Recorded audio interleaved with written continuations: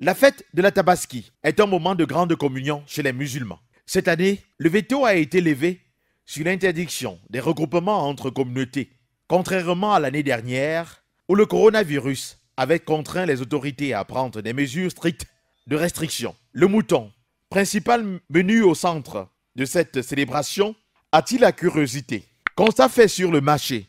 Comme vous pouvez le constater, mesdames, messieurs, nous sommes rendus dans un marché périodique de la vente des moutons non loin de la briqueterie à Yaoundé. Et visiblement, il y a moins de demandeurs à cette heure de la journée. Nous sommes pratiquement rendus à 14 h de l'après-midi. Le matin, il y a eu des acheteurs de moutons qui se sont déjà rendus dans les différentes familles et puis en communauté pour pouvoir préparer la fête. À cette heure, il y a moins d'acheteurs. C'est vrai qu'on a pu observer quelques clients qui demandaient le prix du mouton. Et concernant justement les prix, figurez-vous, un mouton qui se vendait hier au prix de 200 000 francs CFA ou 300 000 francs CFA est vendu aujourd'hui à 200 000 francs CFA seulement, donc a baissé pratiquement de moitié. Voilà, on peut comprendre que nous sommes déjà en plein pied dans la fête et ça se passe dans les familles. Donc ce sont les retardataires qui actuellement se rendent au marché pour pouvoir se ravitailler, mais ils sont pas très nombreux justement qui ont préféré plutôt acheter le mouton à cette heure de la journée. Donc la fête se célèbre beaucoup plus en famille actuellement. Donc et les vendeurs de moutons que nous avons pu rencontrer justement nous font savoir que ils vont rester là jusqu'à ce qu'ils écoulent leur bétail, ou alors si c'est pas le cas aujourd'hui, les bétails vont rester sur place jusqu'à ce qu'ils soient vendus complètement. Voilà, si c'est pas nécessaire, les bétails resteront sur place pour attendre donc la prochaine célébration de la fête du mouton. D'ailleurs, il y a des enclos justement qui sont réservés pour pouvoir les contenir pendant le reste des mois à venir. Donc, mesdames, messieurs, nous sommes donc en direct de Yaoundé dans un marché périodique de vente de moutons situé non loin de la briqueterie à Yaoundé. Nous sommes présents justement, mon caméraman et moi, pour le compte donc de Beyoncé Camer Média. Je suis Thierry Fa.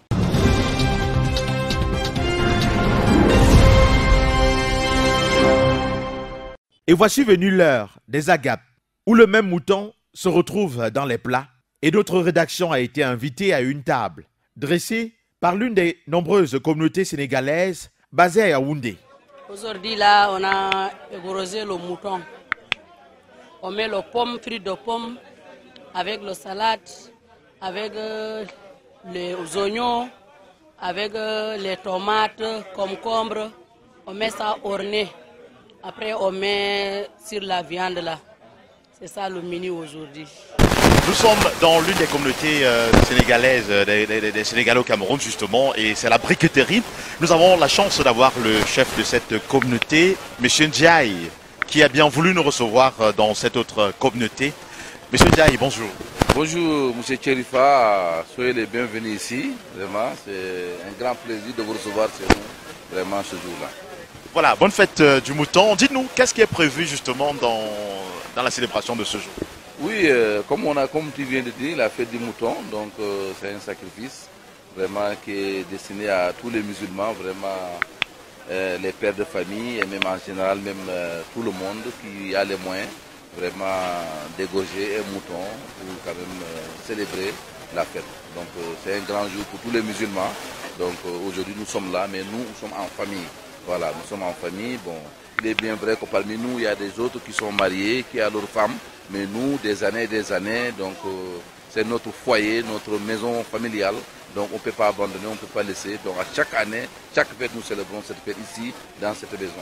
Merci infiniment, M. Ndiaye. Mesdames, Messieurs, donc juste après les réjouissances, en fait, nous sommes encore là, on attend justement que le repas soit prêt et on sera à table ensemble. Et forcément, on donnera la suite à nos téléspectateurs qui nous regardent. et qui auront le privilège d'avoir des informations exclusives et aussi des images exclusives de cette célébration ici dans la communauté, l'une des communautés sénégalaises ici installée ici à Yaoundé au Cameroun, au quartier Briqueterie. Comme il est de tradition dans cette communauté, les jours de célébration sont toujours teintés d'une spécificité dans les menus, au grand bonheur des convives qui bénéficient d'une hospitalité légendaire.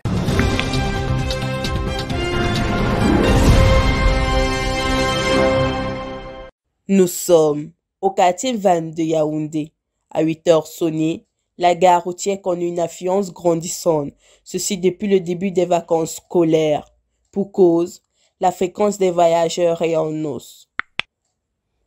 Malgré les mesures barrières mises en place par l'Organisation mondiale de la santé et le gouvernement pour la lutte contre la COVID-19, notamment la distanciation sociale, le lavage des mains, la réalité du terrain démontre bien que les mauvaises habitudes ont décidément la peau dure.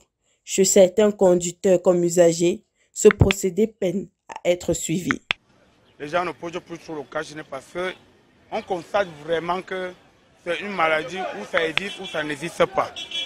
Alors même les voyageurs, même les voyageuses, personnes. Bon, nous on a demandé au ministère de la Santé, est-ce que vraiment le Covid-19 même existe même dans notre pays? Parce que dans les agences, même laver les mains, porter les cache-nez, nous-mêmes, les travailleurs même, ça n'existe même plus. On dirait qu'il n'y a plus le Covid-19, on dirait que ça n'existe plus. Parce que même le port des masques, ça n'existait plus. Bon, laver les mains, toutes les règles pour le Covid-19, là, moi, je vois que les gens ne respectent plus. Malgré le fait que le coronavirus continue de sévir, nombreux sont ceux qui n'appliquent pas ces mesures barrières. D'autant plus que les voyages favorisent la propagation du virus, il existe également d'autres secteurs d'activité où la même négligence est observée.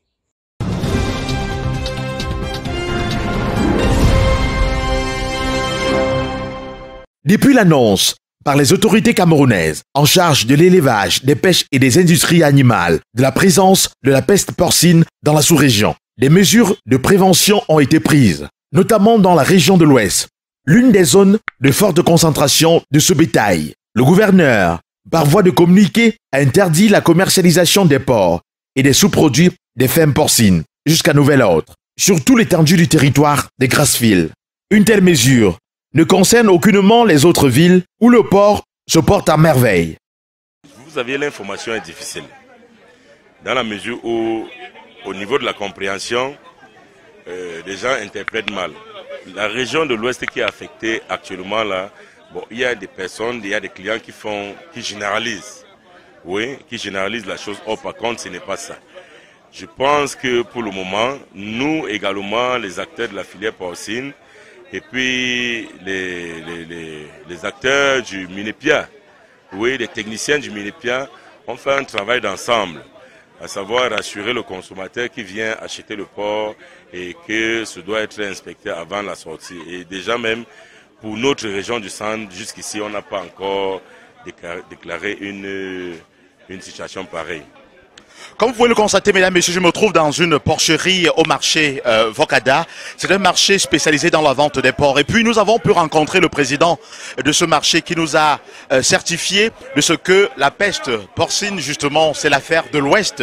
Oui, tel que le gouverneur de la région de l'Ouest, justement, a pris une mesure interdisant la commercialisation des porcs et des sous-produits des fermes porcines.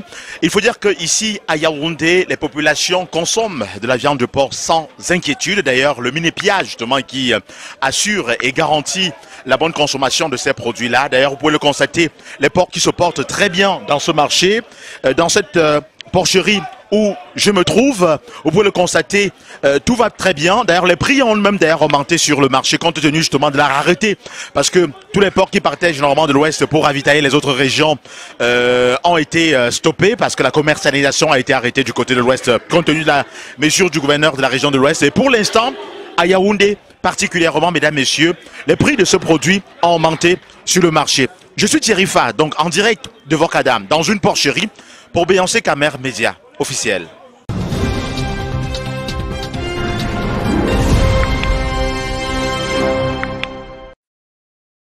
À peine l'affaire de sextape de Martin Kamumim s'est calmée. Voici une autre vidéo qui défraie la chronique sur les réseaux sociaux. Dans cette image prise à Bafoussam, la députée PCRN tient tête aux forces de l'ordre public et veut forcer le passage alors que la route est barricadée pour des raisons de manifestation publique relatives à la fête de la Tabaski. D'après les informations recueillies auprès d'un policier sur les lieux, les images publiées sur les réseaux sociaux ont été prises par le mari de l'honorable Nouran Footing qui a préféré jouer les caméramans de circonstance pendant que sa femme se livrait à ce spectacle déshonorant. La même source indique que la députée a voulu attirer les regards sur sa personne en se comportant ainsi, sachant bien que le policier obéissait à une décision administrative, une attitude qui n'a pas laissé l'opinion indifférente.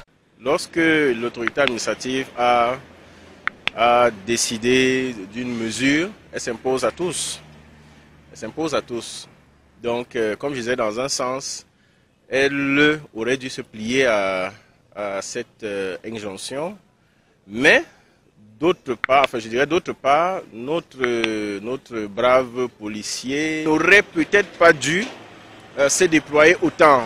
Voilà, c'est une dame, c'est une députée, il aurait dû certainement rester tempéré, la laisser peut-être ouvrir le barrage qui était érigé et prendre des dispositions. C'est-à-dire qu'il lui dit c'est pas possible de passer, mais si elle insiste, il dit ok, faites comme vous voulez, mais je vais dresser un rapport et envoyer à qui de droit. Je pense que chacun a sa part de responsabilité. Ce genre de situation nous interpelle dans la mesure où, quel que soit son statut, nous devons nous respecter les uns les autres. L'honorable doit respecter la loi, la loi sont des forces de l'ordre de sécurité, ce qui est là. Mais aussi, il est aussi convenable que les forces de sécurité se respectent aussi parce qu'on a un élu de la nation en face. Un député, ce n'est pas quelqu'un de... Surtout quand elle a décliné son identité, ce n'est pas... C'est une personne ordinaire, on peut dire, mais pas ordinaire, c'est un élu de la nation. Donc je pense qu'il est question de revoir nos mentalités, de les rechanger. Nul besoin pour moi ici de dire que la faute est à tel ou à tel. Tout compte fait, peu importe du côté où se trouve la raison, les attitudes du policier et de l'élu de la nation ne sont pas de nature à consolider la paix sociale fortement menacée ces dernières années au Cameroun.